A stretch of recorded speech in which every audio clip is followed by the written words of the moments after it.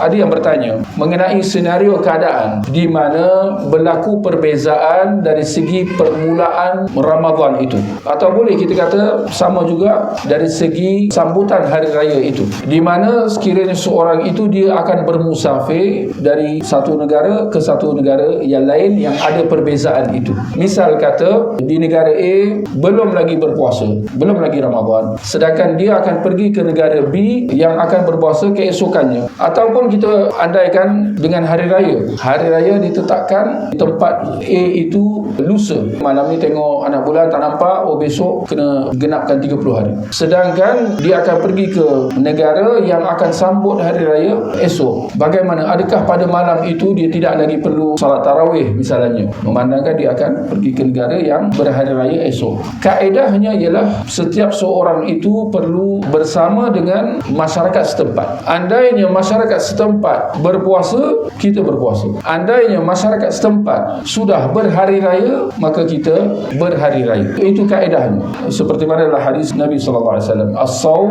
yauma tasumun wal fitru yauma tuftirun. Puasa ketika mana kalian semua berpuasa, dan berbuka ketika mana kalian semua berbuka, yakni berhari raya. Jadi andainya kita berada di negara yang belum lagi berpuasa, maka jangan kita berpuasa. Kalau sekiranya kita berada di negara yang menetapkan hari raya lusa, yakni belum lagi hari raya, maka jangan kita berbuka dan sebagainya. Melainkan kalau kita dah sampai ke negara berkenaan, ketika dah sampai ke destinasi, di situ baru kita bertindak sewajarnya. Misal kata kita sampai ke satu negara yang hari itu sudah hari raya, sedangkan kita datang daripada negara yang hari rayanya hanya lusa, yakni esok baru hari raya, maka kita kata hendaklah dia berhari raya bersama dengan kaum muslimin. Jangan dia puasa lagi, kerana dia berada di tempat, di negara yang kaum musliminnya sudah berhari raya, maka dia hendaklah berhari raya bersama dengan kaum muslimin yang lain. Bagaimana kalau sekiranya ada jumlah hari puasa dia tak cukup, dia baru berpuasa 28 hari. Hari ini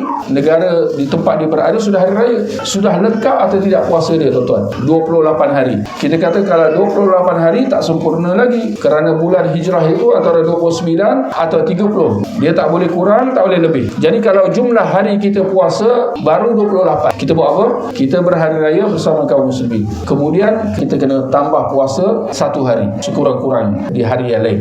Itu kaedah dia.